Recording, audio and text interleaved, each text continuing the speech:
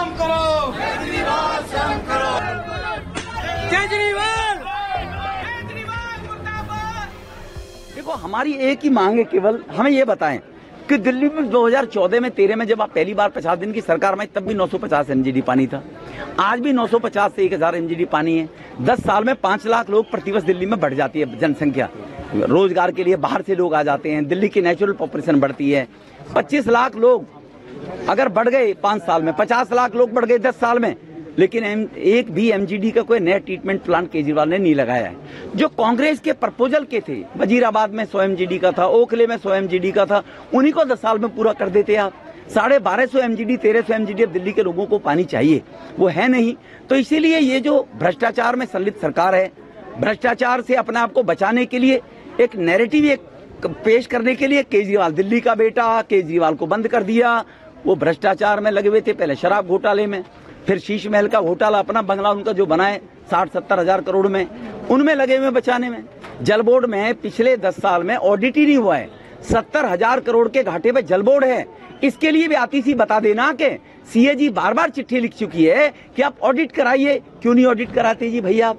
इसीलिए टैंकरों की संख्या बढ़कर आज 300 हो गई है। घोटाले में टैंकर जाते हैं गलियों में, 500-500 हजार में गरीब लोगों से पैसा लेकर टैंकर बेचते हैं। ट्यूबवेल जो लगती है संगम विहार में जाकर देखिए, विधायक जहां ट्यूबवेल लगेगी वहां की गलियों के लोगों से 10-20 हजार रुपए, 10-15 लाख रुपए इकट्ठा करते हैं, तब वो ट्यूबवेल लगती है। जो लोग 10 हजार रुपए देते हैं, ट्यूबवेल उनके काबू में आ जाती है। तो ये भ्रष्टाचार युक्त सरकार है, इससे मुक्ति के लिए हमने आज मांग रखी है। आतिशी जो है जल मंत्री, उन्होंने दिल्ली पुलिस कमिश्नर को ये नौटंकी करने से कोई फायदा नहीं है। मैं आतिशी से पूछना चाहता हूँ, पिछले 1 महीने में क्या किया आपने?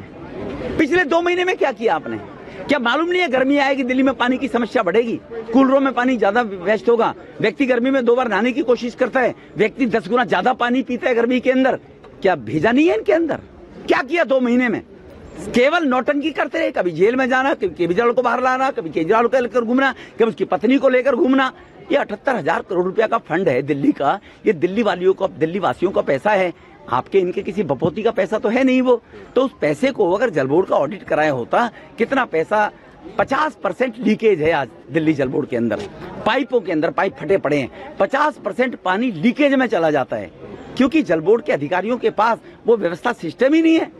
नए पाइप, पुराने पाइप गल गए, उनको बदलने के लिए कोई प्रयास नहीं किया 10 साल में। इसके कारण ये हाहाकार मच रहा है। आज पब्लिक ने पूरा शीशा तोड़ दिया है। स्वाभाविक है, जब पब्लिक गुस्से में होगी तो पब्लिक तो कुछ भी कर सकती है। लेकिन मैं भारतीय जनता पार्टी के कार्यकर्ताओं को इस बात के लिए धन्यवाद दूंगा कि उन्होंने आके लोगों को कंट्रोल किया, क्योंकि ये सरकारी संपत्ति भी हमारी संपत्ति है, जनता की संपत्ति है। इसको नुकसान करने का कोई लाभ नहीं है और न इसको नुकसान करने से कुछ हासिल होने वाला है।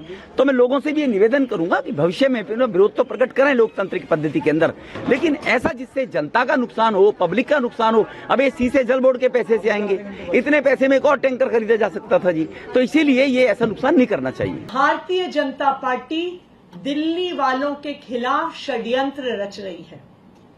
इस षड्यंत्र के 3 हिस्से हैं। षड्यंत्र का पहला हिस्सा है कि भारतीय जनता पार्टी अपनी हरियाणा की सरकार से दिल्ली का पानी रुकवाती है। आज आप वजीराबाद बैराज पे जाइए, एक बूंद पानी नहीं है। आज आप मुनक कनाल पे जाइए, 1050 की जगह 900 क्यूसेक पानी आ रहा है। अगर बीजेपी वाले दिल्ली वालों को पानी देंगे ही नहीं, वाटर ट्रीटमेंट प्लांट तक पानी पहुंचेगा ही नहीं, तो दिल्ली वालों को सप्लाई का पानी कैसे मिलेगा? तो ये है षड्यंत्र का पहला कदम।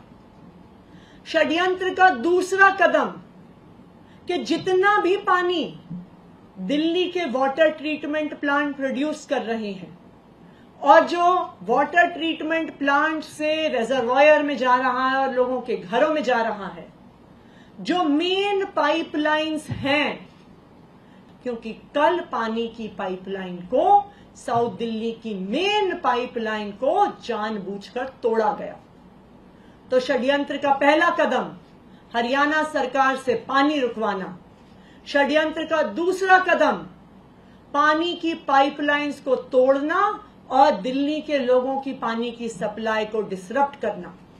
और आज षड्यंत्र का तीसरा कदम सामने आ गया है, तीसरा स्टेप सामने आ गया है जिसमें भारतीय जनता पार्टी अपने गुंडों से दिल्ली जल बोर्ड के ऑफिस में तोड़ फोड़ करवाती है, पत्थर फेंकवाती है, मटके फेंकवाती है और पूरी तरह से गुंडागर्दी करती है।